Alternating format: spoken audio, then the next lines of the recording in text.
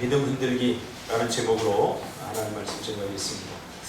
우리 저번 주에 신앙생활에 반드시 필요한 세 가지 우리 단어에 대해서 한번 생각해 봤습니다. 순종, 믿음, 은혜. 믿음이 없으면 신앙생활이 안 된다고 했죠. 믿음의 행위적 표현이 바로 순종이라고 했어요. 믿음이라고 하는 것은 굉장히 개념적이고 단어적인 표현이라고 한다면, 순종은 행위적인, 믿음이 어떻게 드러나나, 그렇죠? 내 안에 믿음이 있다면 이것이 행위적으로 드러나거든요. 그래서 믿음과 순종은 사실은 같은 말입니다. 그런데 이 믿음을 어떻게 얻느냐, 믿음을 얻는 방식은 내 안에서 믿음이 발생하는 게 아니라 하나님이 우리에게 은혜로 주셨다 하는 거죠. 은혜. 그래서 신앙생활이 힘든 이유는 내가 자꾸 뭔가를 하려고 하기 때문이에요. 내가 안 돼요. 절대로 안 돼요. 제가 분명히 이야기하잖아요. 내가 된다면 내가 여러분 얼마든지 여러분 열심히 내라고 하죠. 근데 내가 안 돼요. 그래서 사도 바울은 십자가에 내가 죽었다라고 얘기해요. 예수 믿기 전에 나의 모습, 육신의 모습으로는 절대 신앙생활이 불가능합니다. 그래서 예수 믿다가 교회를 떠난 사람들을 우리가 가나안 성도다, 교회 안 나가, 가나안 성도다라고 이야기를 했고요. 저번 주에 한국 교회에 가나안 성도가 약 200만 정도가 된다, 그렇게 표현을 했습니다. 그러니까 인터넷이나 SNS에서 개독교라고 표현하는 사람들은 전부 다 교회 한 번씩 다녀온 사람들이에요.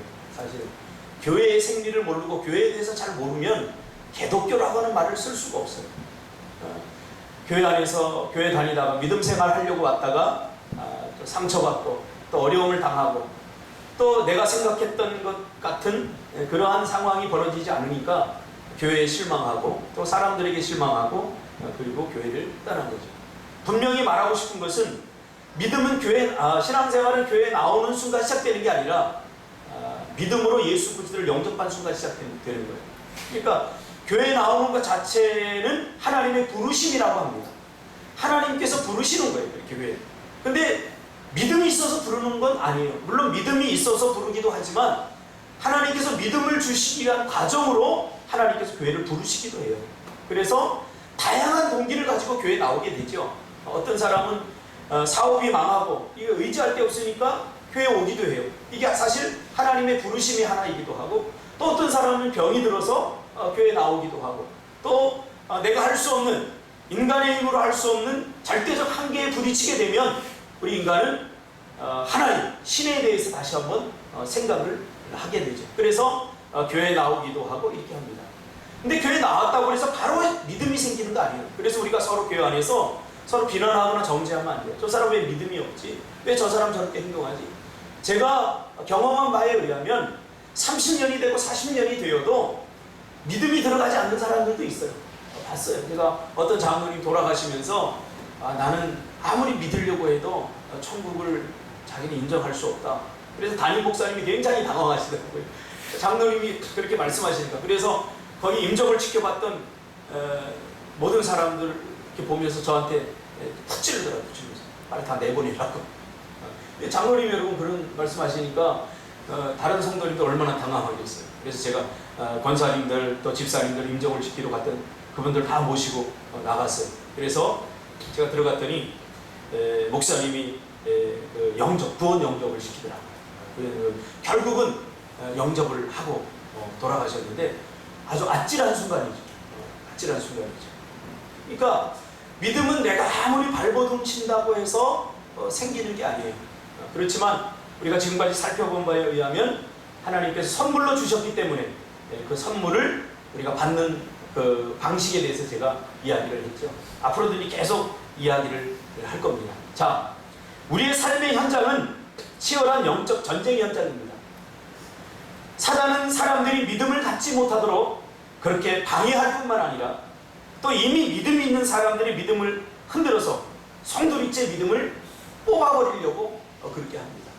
제 친구들도 어릴 적에 신앙생활을 저와 같이 했던 친구들이 지금까지 신앙생활을 하는 사람들이 거의 없어요. 저와 친구들이 신앙생활 그때 같이 했던 친구들이 여자 남자 이렇게 하면 한 20명 25명 이렇게 됐는데 주일학교 때 저희 많이 많았어요. 그리고 중고등부 때도 그렇게 올라가고 했는데 지금 와서 이렇게 보면은 여자들은 많이 하더라고요. 여자분들은 권사님도 되고 한 10분 정도 이렇게 저하고 이렇게 연락을 하는데, 그러나 남자들은 거의 없어요. 근데 교회 다닌다고 할지라도 믿음으로 다니는 게 아니라 어릴 적에 교회에서 받았던 그 아름다운 모습들, 추억들, 그런 것들을 되새기기 위해서 교회 가면 그냥 편해. 그래서 교회 나가는 사람들도 정말 믿음으로 다니는 사람들이 그렇게 많지 않다. 그런 것을 제가 경험하면서 참 신앙생활은 출발은 믿음이 있어야 된다. 그런데 사단은 믿음을 갖지 못하도록 우리를 방해하고, 믿음을 가졌다고 할지라도 그 믿음을 뿌리째 뽑아버리려고 그렇게 혈안이 되어 있다는 것을 발견하게 됩니다. 이것이 하나님의 마음을 아프게 하는 것 같아요. 믿음이 없으면, 하나님은 믿음이 없는 사람들에게 믿음을 요구하지 않는다고 그랬죠. 하나님께서 우리에게 어떤 믿음의 순종과 결단을 요구하시는 것은 우리에게 믿음이 있기 때문에 요구하시는 거예요. 하나님은 믿음이 없는, 믿음을 주시지도 않고 믿음이 없는 우리에게 믿음을 요구하면서 힘들어하고 쩔쩔매는 우리를 보면서 즐기시는 그런 싸구려 신이 아니라고 그랬죠. 하나님께서 우리에게 어떤 믿음을 요구한다면 우리 안에 이미 하나님께서 은혜를 주신 믿음이 있다는 사실을 여러분 늘 기억하시길 바랍니다. 할렐루야. 그러니까 하나님의 마음이 아픈 건 뭐냐면, 믿음을 이미 선물로 주셨는데 믿음을 발휘하지 않고 믿음을 사용하지 않는 것. 마치 없는 것처럼. 그래서 제가 신앙생활에서 가장 많이 들었던 말이 나 믿음 없어요, 이런 말이에요. 그래서 제가 이 부분을 분명히 하라고 그랬죠. 자, 믿음은 있는가 없는가, 유무에서 시작한다고 그랬어요. 유무. 있느냐 없느냐. 자, 이 믿음이 있고 없고는 내 감정이나 느낌이 아니라 하나님께서 우리에게 주신 약속대로 우리가 하면 우리 안에 믿음을 선물로 주시는 거예요. 이게 믿음을 받는 그런 방법이에요. 그러니까 예수 그리스도를 내 인생의 주인으로 받아들이고, 내 인생의 주인은 예수 그리스도입니다 라고 마음으로 믿어 의에 이르고 입으로 시인하면 구원에 이르는 거예요. 할렐루야. 이 구원에 이르는 것은 내 어떤 노력이나 내 의지가 아니에요, 절대로. 다른 종교들은 돌을 닦아야 돼요. 뭔가 열심히 하고 선행을 하고 해야 돼요. 그러나 기독교의 구원론은 그렇지 않아요. 기독교의 구원은 오직 하나님께서 우리에게 주신 선물이에요, 선물. 할렐루야. 그래서 이 선물을 자랑할 것이 있습니까? 에베소서 2장 8절 9절 이야기하잖아요. 왜 은혜로 주셨느냐? 너희에게 자랑할 것이 없게 하려고. 자랑할 것이 없어요, 구원받은 것은. 그냥 감사할 뿐이죠. 그래서 은혜가 무엇인지에 대해서 제가 이야기를 했죠. 은혜. 여러분, 은혜는요, 그냥 하나님께서 무조건 우리를 사랑해 주시는 거예요. 뭐 이유도 없이, 조건도 없이 우리를 사랑해 주시는 거예요. 우리는 그 사랑을 받고 있는 사람들이라는 거죠. 자, 우리의 문제는 이제 두 번째예요. 믿음을 하나님께서 은혜로 우리에게 주셔서 받았는데 때로는 믿음이 전혀 소용이 없는 것 같은 현실을 만나요. 저도 지금 몇 달 동안 정말 살얼음판을 걷는 듯한, 밥을 먹어도 소화가 안 되고 참 이 뭔가를 약속을 하면 그날은 반드시 와요. 반드시 와요.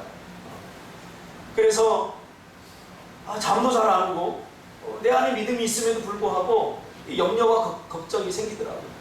사실은 엊그제도 제가 극동방송 46주년 기념 예배를 드리면서 초청을 받아서 패널로 나가서 잠깐 뭐 교회도 소개하고 이야기 좀 해달라고 해서 이제 가서 극동방송에 가서 이제 방송을 하는 날, 그날도 사실은 마음이 무거웠어요. 왜냐하면 내 인생의 문제가 해결되지 않았기 때문에. 그렇지 않습니까, 여러분? 내 문제가 해결되지 않으면 아무것도 눈에 들어오지 않아요. 뭘 먹어도 이게 맛도 못 느껴요. 근데 거기 나가서 내가 웃으면서 즐거운 마음으로 극동방송 제주 극동방 46전을 축하해 준다는 게 이게 마음이 잘 이게 안 되는 거예요.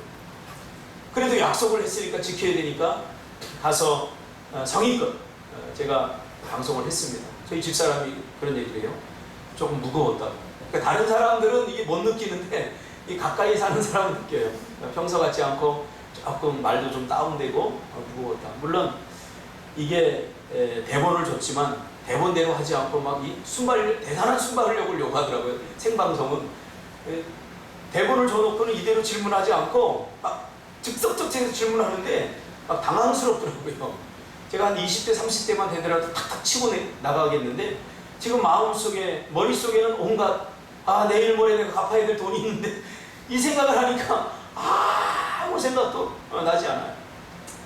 그렇습니다. 믿음을 주셨는데도 때로는 이렇게 현실이 너무 크게 보여서 앞문이 막히고 뒷문이 막히고 옆문이 막히고 내가 할 수 있는 것은 아무것도 없는 것 같은 그런 현실을 만날 때 있습니다. 근데 무슨 믿음이 필요 있습니까? 믿음이 전혀 소용이 없는 것 같은 현실이 우리가 직면할 때 있습니다. 이럴 때 우리가 어떻게 됩니까? 하나님은 우리가 믿음에 굳게 서서 세상을 넉넉히 이기며 믿음으로 세상을 정복해 나가기를 원하지만 이런 작은 것들 앞에서 흔들리고 두려워하고 주저하는 우리를 보면서 하나님께서는 얼마나 안타깝게 생각하겠습니까? 도종환 시인은 그의 시에서 흔들리지 않고 피는 꽃이 어디 있으랴 라고 시적인 감성을 가득 담아서 우리를 위로하고 있지만 사실 이거 끔찍한 말입니다.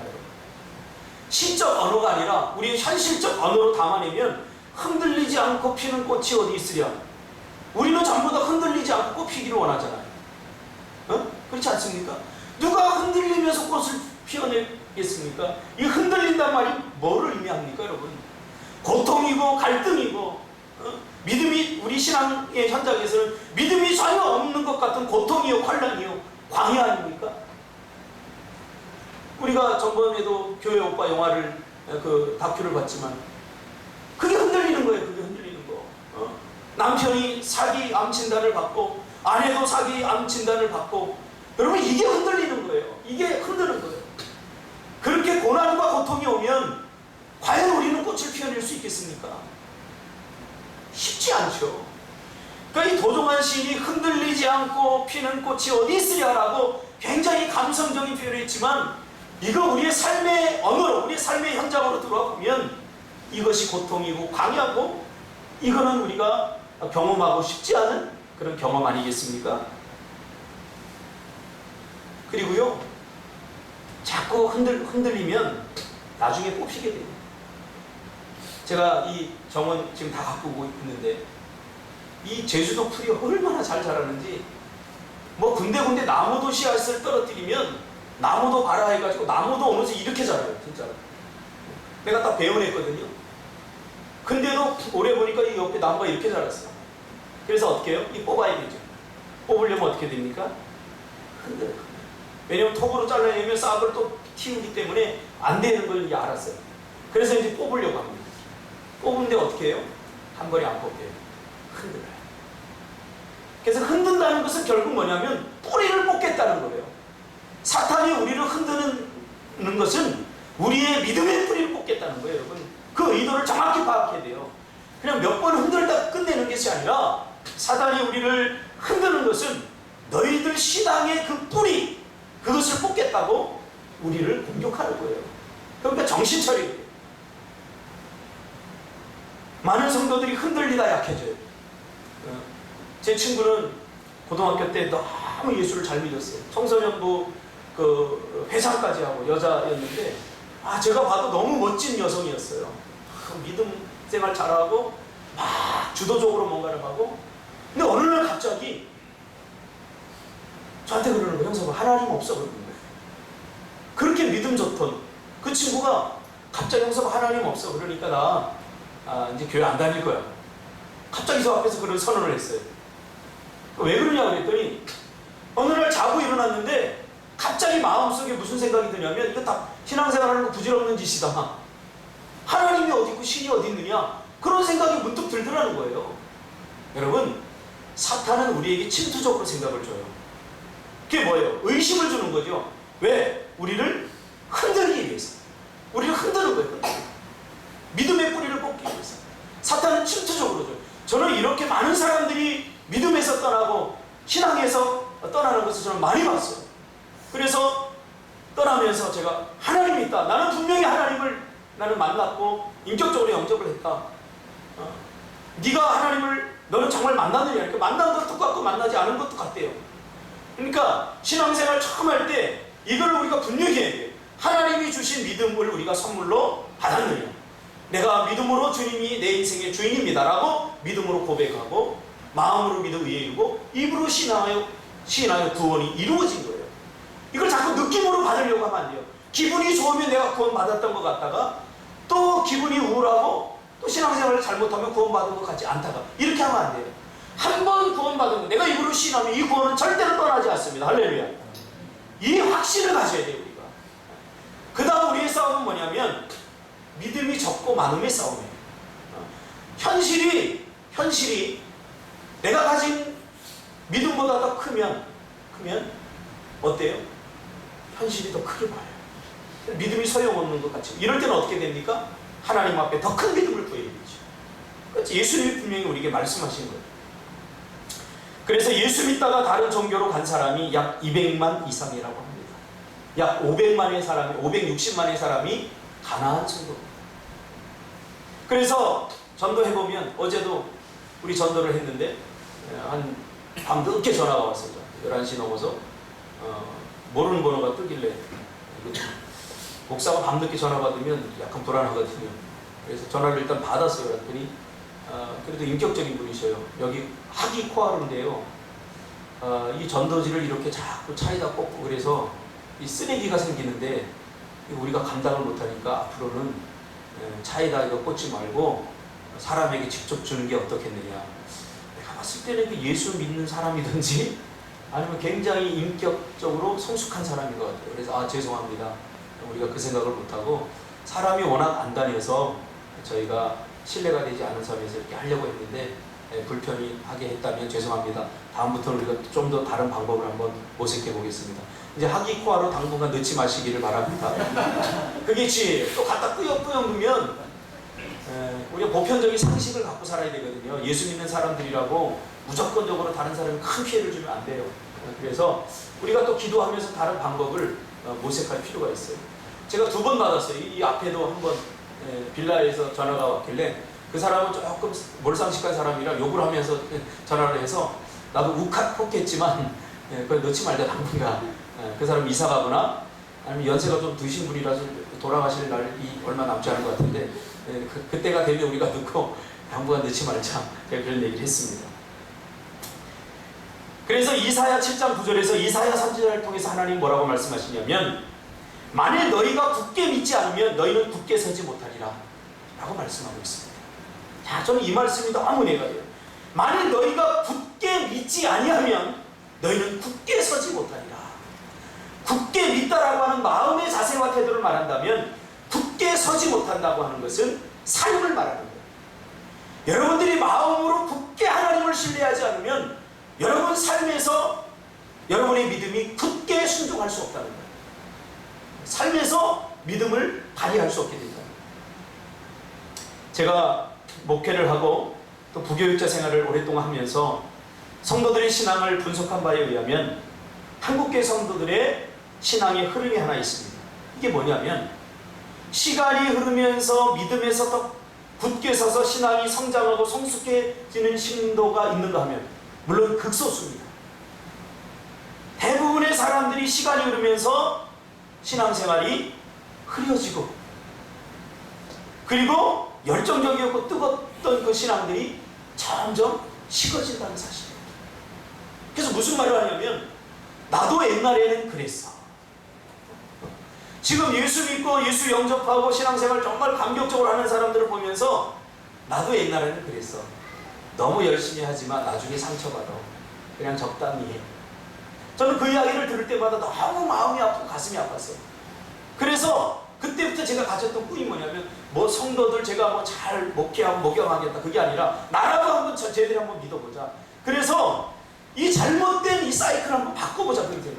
정말로 예수 믿으면 기쁨이 점점 사라지고 신앙생활을 오래 하면 할수록 감격과 기쁨이 사라지는 것이 이게 신앙생활인가? 제가 내린 결론은 아닙니다. 우리가 말씀대로 살지 않아서 그래요. 말씀대로. 처음에는 말씀대로 뜨겁게 살다가 시간이 흐르면서 점점 세상과 타협하고 이제는 자기를 주장하게 돼요.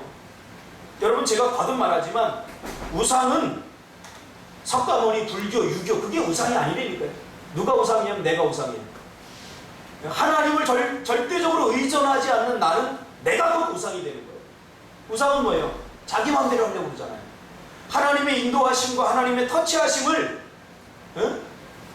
간섭의 상태로 여기고, 하나님 간섭하지 마세요. 내 인생은 나의 거예요. 왜 자꾸 내 인생을 간섭해요?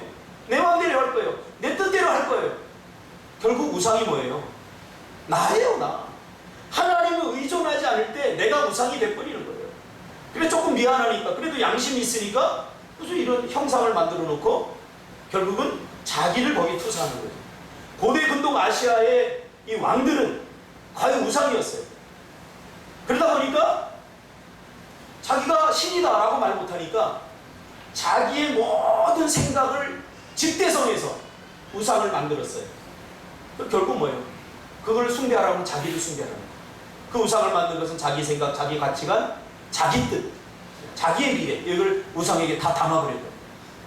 오늘날도 마찬가지입니다. 여러분, 우상 내가 뭐 불교 아니고 내가 예수 믿으니까 나는 우상을 안 섬긴다, 그렇게 착각하면 안 돼요. 언제든지 내가 하나님의 인도하심을 받지 않으면 언제든지 내가 우상이 될 수 있고, 내가 가진 것들이 내 마음대로 내 뜻대로 하고 싶은 내가 우상이 될 수 있다는 거예요. 그럼 조심해야 돼요. 여러분은 어떻습니까? 정말 강하고 든든하게 버티고 있습니까?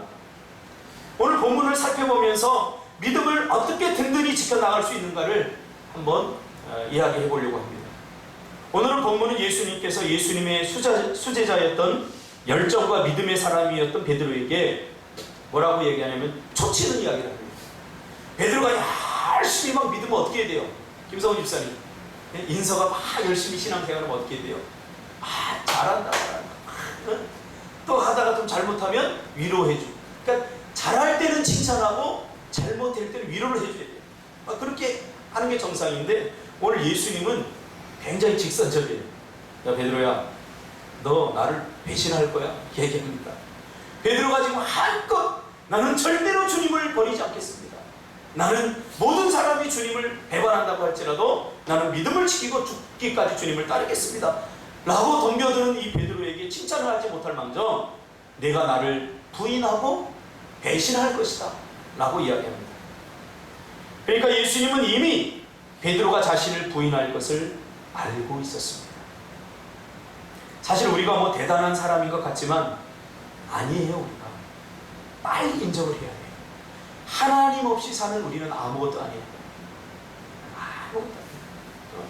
내가 뭐 대단한 일을 하고 우리의 믿음이 뭐 3대 4대고 내가 뭐 교회도 건축하고 그거 다 의미 없는 일이에요. 누구나 다 할 수 있는 일이에요. 하나님이 나에게 은혜를 주셨기 때문에 가능한 일이에요. 할렐루야. 우리 교회도 마찬가지예요. 저는 우리 교회 이 제주도 여기로 와서 사람들이 막 저를 칭찬해요. 박 목사 대단하다. 박 목사 피저스야. 막 그러면서 어떻게 그 인원들을 데리고 제주도 땅까지 왔어? 우리 노예에 큰 막 몇천 명 모이는 교회의 목사님들도 우리 교회 성도들이 제주도 가라고 과연 몇 명이나 따라갈까 막 이러면서 저를 막 띄워요. 그럴 때마다 내가 으쓱해요. 그러면서 내 마음에 하나님이 주시는 생각이 있어요. 너 교만하면 안 돼. 그거 네가 했어? 네가 하지 않았지 않느냐? 하나님이 한 거야. 오늘날 한국교회 목사들이 이러다가 다 무너져 버린 거예요. 이러다 보니까 성경이 그러잖아요. 칭찬으로 연단한다. 칭찬은 아주 즐거운 연단이에요. 칭찬받고 싶지 않은 사람이 어디 있겠어요? 벌써 칭찬을 몇 마디면 내가 막 대단한 사람인 것처럼 여러분 생각하지 않습니까? 조심해야 돼요. 내가 대단한 거 아니에요. 그래서 자기 자랑하지 마세요. 하나님이 은혜를 주셨기 때문에 이 모든 것들이 다 가능하다니까요. 그래서 하나님만 남아야 돼요. 그러니까 베드로는 뭐 대단한 것 같지만 사실 예수님이 이미 알고 있었죠. 너 나를 배신할 거야. 이게 은혜예요. 그래서 때로는 신앙생활 열심히 하던 사람들이 열심히 하지 못하니까 자신에게 실망하고 그래서 더 이상 열심히 하지 못함으로 인해서 신앙생활을 포기하고 떠나는 사람들이 많습니다. 누구나 과거에 아무리 찬란히 떠오르는 별처럼 신앙생활을 했어도 누구나 실패할 수 있어요. 인생의 어느 순간에 흔들릴 수 있고 예전처럼 열심히 하지 못할 수 있어요. 그렇다고 낙심하지 말라니까요. 하나님 이미 다 아셔요. 이미 다 아셔요. 저는 굉장히 열정적인 사람이에요. 지금 과거에 저를 기억하는 사람들은 너무너무 열정, 불 붙이는 사람이다. 저를 다 그렇게 기억해요. 제주도 와서 아무것도 안 돼요. 불 붙이기는커녕 나도 못 붙이겠어요. 그런 걸 보면서 하나님 앞에 미안할 때가 얼마나. 하나님, 나 설교 이렇게 하면 안 되잖아요. 예전에는요 막 발발 뛰면서 막 회개하라고 외치고 막 그래야 내가 설교했던 것 같더라니까요. 근데 여기 오니까 뭐 몇 명 앉아있지도 않고 뭐 설교할 맛도 별로 안 나고 뭐 이렇게 하는데 내가 나를 못 참는 거예요. 그때 하나님이 주신 말씀이 있어요. 바로 이 말씀. 너 그렇게 대단한 사람 아니란다. 너 그렇게 대단한 사람 아니야. 네가 대단해질 수 있는 것은 내가 너와 함께하기 때문이야. 할렐루야. 이걸 몰랐던 거지. 가만히 보면 너무 자신의 능력과 실력을 의지했기 때문입니다. 베드로 보세요. 절대로 주님을 죽도록 버려두지 않겠습니다. 다른 사람은 다 주님을 부인할지라도 나는 그러지 않겠습니다. 근데 보기 좋게 작은 여종 앞에서 부인하자 여러분 세상 말로 얼마나 쪽팔리고 얼마나 볼 면목이 없겠습니까? 하나님 그렇게 큰 소리 떵떵 칩니다. 괜찮아요. 여러분 큰 소리 치시기 바랍니다. 큰 소리 치세요. 내가 큰 소리 쳤다 못하지 그래서 큰 소리 못 치는 사람 정말 바보 중에 바보예요. 하나님 이미 다 아셔요.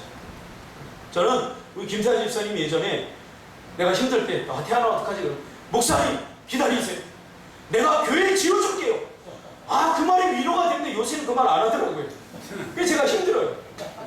뭐 그렇다고 교회 지어준다고 해서 제가 김태환 집사 교회 왜 안 지어줘? 자고 일어나면 회사 출근하는데 언제 지어줄 거야? 그렇게 닥달할 사람도 아니에요. 그게 저한테 큰 위로가 됐단 말이죠.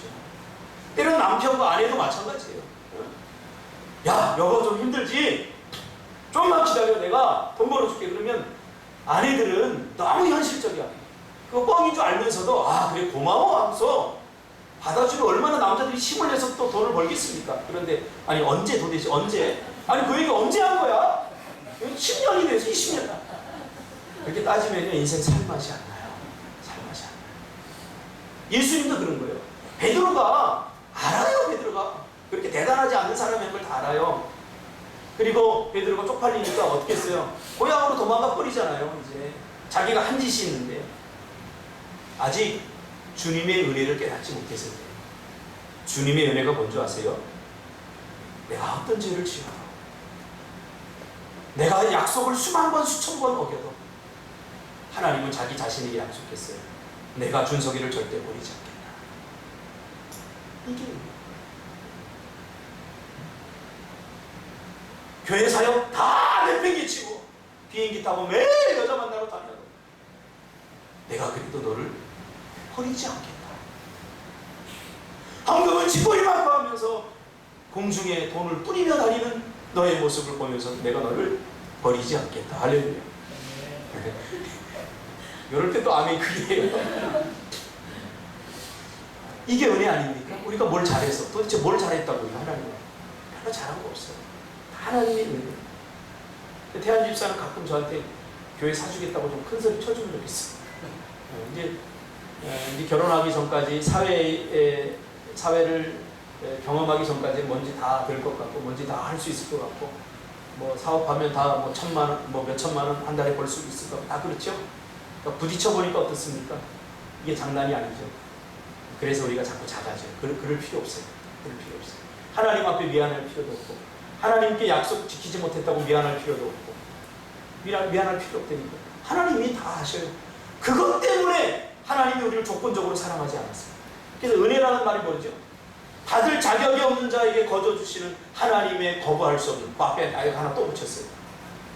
무조건적인 사랑. 조건이 없어요. 자, 내가 너 이거 해줄 테니까 너 이거 해줘. 아니에요. 우리가 그냥 아무것도 아니고 하나님 우리를 사랑하신다니까. 할렐루야.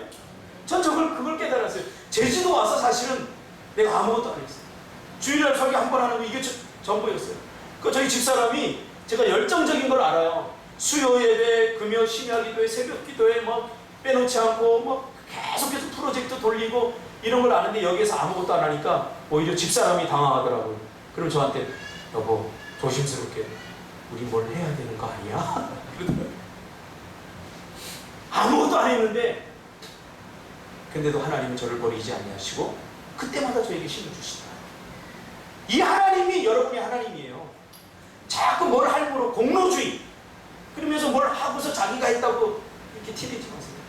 제가 예전에 부기역절 그 교회에 어떤 분이 그랜드 피아노를 하나 사놓으셨어요. 검사님 그랜드 피아노를 딱 사놓고 매일 성가대 연습할 때 안 가시고 거기 딱 지켜보고 계시다가 끝나고 나면 반주자 찾아가지고 얘야 그거 좀 잘 치워. 청소했니? 피아노 청소했니? 청소 안 했어. 너 주의 성물을 그렇게 함부로 다루면 안 돼. 청소해야 돼. 야 의자가 이게 뭐 이거 의자 빨았니? 막 그러면서 막 코치코치하기 시작하는데 그 피아노 반주자가 시험 들었어요. 제가 전도사 때는 저한테 와가지고 전도사님 어떻게 해요? 그래서 제가 또 바른말을 잘하거든요. 권사님 부르다. 권사님 이거 권사님이 했지만 이거 드리는 순간 하나님 거예요. 그러니까 이거 터치하지 말라고. 성가 연습하면서 자꾸 쳐다보고 그러면 사람들 부담되니까 제가 맛있는 거 사줄 테니까 나가자. 시험 들더라고요. 저는. 그 말이 뭔지. 그러니까 우리가 뭘 했다고 그것을 공로 삼아서 자기의 어떤 기득권을 주장하면 안 돼요. 다 하나님의 은혜, 하나님이 건강을 주시고 하나님이 물질을 주시고 우리가 살아있다면 하나님께서 우리의 생명을 연장시켜 주신 거예요.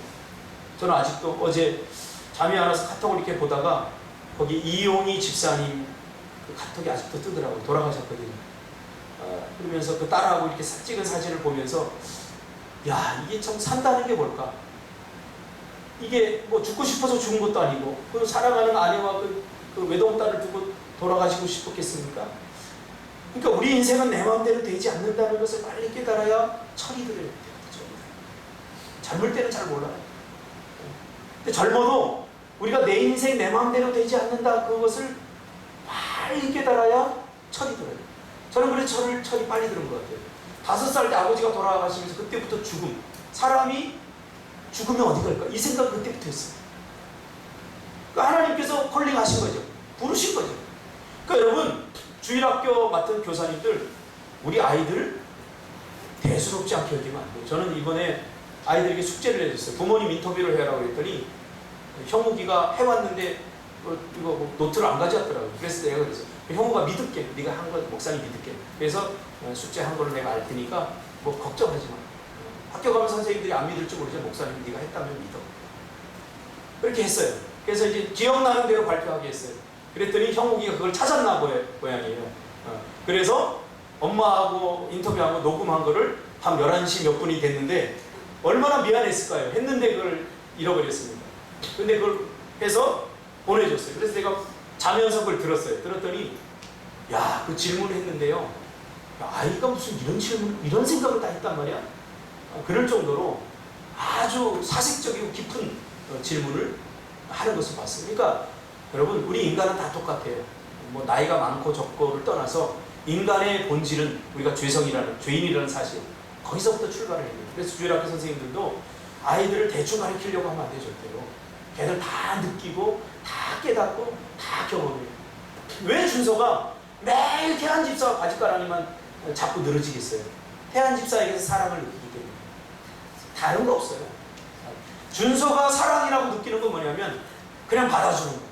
터치하지 않고 그냥 같이 함께 놀아주는 거. 이게 사랑이라고 느껴요.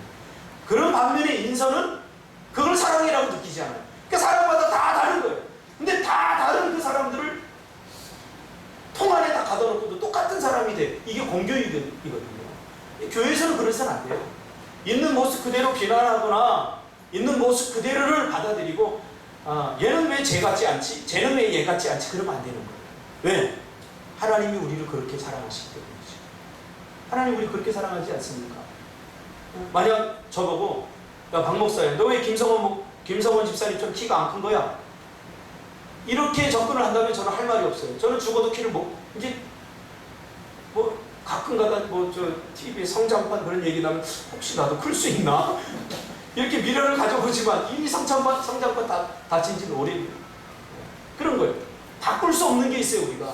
그건 뭐냐면 하나님이 우리에게 주신 독특한 은혜예요. 할렐루야. 우리가 바꿀 수 없고 다른 사람이 없는 나에게만 가진 거, 그거 단점이 아니라 하나님이 나에게 주신 나를 빛나게 하는 거예요. 그것으로 여러분 승부하시기 바랍니다. 사단이 하나님께 오늘 예수님께 묻죠. 저 베드로 믿음 흔들어도 돼요? 이렇게 묻죠. 요청을 했다는 거죠. 근데 주님은 뭐라고 말씀합니까? 오늘 본문에 말하고 있잖아요. 시몬아 시몬아 보라, 사탄이 너희를 밀가부로 타려고 요구하였다, 그렇게 얘기하잖아요. 그러니까 주님이 뭐라고 말씀하고 있습니까? 내 믿음이 떨어지지 않기를 기도하였노니, 무슨 말이죠? 사단이 예수님께 저들의 믿음을 뿌리채 뽑아도 돼요? 흔들어도 돼요? 온갖 시험과 고난과 문제와 이런 것을 통해서 믿음을 뽑아도 돼요? 라고 요청을 하니까 예수님이 뭐라고 했어요? 해도 된다, 하지 마라, 이렇게 얘기한 게 아니라, 다만 예수님은 아무 말도 하지 않고 어떻게 했다고 했어요? 그러나 내가 너를 위하여 내 믿음이 떨어지지 않기를 기도하였다 라고 말하고 있어요. 하나님은 사탄의 유혹을 허락하는 분이 아니라 그 시험을 이길 수 있도록 말할 수 없는 탄식으로 우리를 위해서 기도하는 분입니다. 왜요? 우리에게는 그것을 이길 만한 믿음이라고 하는 강력한 은혜를 주셨기 때문이지. 무슨 말이에요? 너 믿음을 사용하라는 거예요. 그리고 그 믿음을 사용할 때 내가 이길 수 있도록 내가 응원해 주겠다. 네가 반드시 이길 수 있도록. 그러니까 여러분, 하나님이 하실 일은, 우리를 위해서 하실 일을 하나님이 하셔야 돼요. 중요한 건 뭐예요? 내가 할 일을 내가 해야 된다. 흔들릴 때, 믿음이 흔들릴 때. 나무는 흔들릴 때마다 깊이 뿌리를 내립니다. 그러니까 흔들려서 꽃이 피는 게 아니에요. 흔드는 것은 사실 나무를 죽이겠다는, 뿌리채 뽑겠다는 의도가 담겨져 있어요. 우리 옆에 보면요, 석류나무가 한 그루 있어요. 근데 그 꽃이 얼마나 이쁜지 몰라요. 그 꽃이 얼마나 이쁜지, 약간 그 붉은 빛을 띠는 꽃이 떨어지면 정말 이뻐요. 그런데 이 나무가 너무 커서 지지대를 해놨는데 바람이 얼마나 세지, 이게 항상 흔들려서 속이 텅 비어버려요. 죽겠거니. 제가 몇 번 지지대를 대줬거든요. 그런데도 계속 그렇게 돼요. 그래서 제가 귀찮아서 그냥 놔둬버렸어요. 그런데요, 올해도 보니까 죽지 않고 꽃을 피웠어요. 제가 가봤어요. 이렇게 바람이 막 좌우로 흔드니까 그 뿌리가 막 이렇게 뽑히는 거예요. 이게 흔들려서 가운데가 뻥 뚫렸어요. 제가 올해 가보니까 그게 다 메꿔져 있어요. 이게 어떻게 된 일인가 궁금해가지고 식물 도감이나 그 식물 학자들이 이렇게 써놓은 걸 보니까 나무는 이렇대요. 나무는 흔들면 그냥 놔둬도 뿌리가 흙을 감아서 다시 메운대요. 다시 메운대요. 그러니까 흔들려서 피는 게 절대 아니에요. 꽃은 흔들려서 피는 게 아니라 흔들릴 때마다 뿌리를 더 깊게 내리기 때문에, 더 깊게 내리기 때문에. 여러분, 우리 신앙도 마찬가지입니다. 흔들리기 때문에 우리가 자연히, 문제가 오고 어려움이 오기 때문에 자연히 믿음이 성장하는 게 아니라, 우리는 믿음이 흔들릴 때 신앙의 뿌리를 더 깊게 내려야 돼요. 더 깊게 기도해요. 더 많이 순종해요. 이게 뭐예요? 이게 흔들리지 않는 비법이에요. 근데 우리는 어때요? 흔들리는 데는 내버려두잖아요. 그래서 시험이 오면 오히려 기도 더 안 해요. 문제가 오면 오히려 더 나태해져요. 그러니까 뽑히는 거예요. 굳게 서다라고 하는 이 말은 확실케 하라, 지지해줘라, 그 말이에요. 그래서 사단이 우리를 때로는 우리 약한 부분 알잖아요. 어떤 사람은 환경적으로, 어떤 사람은 관계적으로, 어떤 사람은 물질적으로, 어떤 사람은 생각적으로 그 약한 부분을 공격할 때가 있어요. 내가 가장 사랑하고 내가 소중히 여기는 것들, 하나님도 아시지만 사탄도 알아요. 여러분들 다 그 약점이지 않습니까? 강점인 반면에 사탄은 꼭 그걸 건드려요. 그럴 때 어떻게 됩니까? 그냥 내버려둬서는 안 되고 어떻게 해요? 뿌리를 더 깊게 내려요. 그때 더 많이 기도하고, 더 많이 순종하고, 더 많이 예배하고, 어떻게 해요? 확실하게 내 믿음을 확실하게 하는 그런 시간으로 삼으시기를 주님의 이름으로 축복합니다. 기도하겠습니다. 하나님 고맙습니다.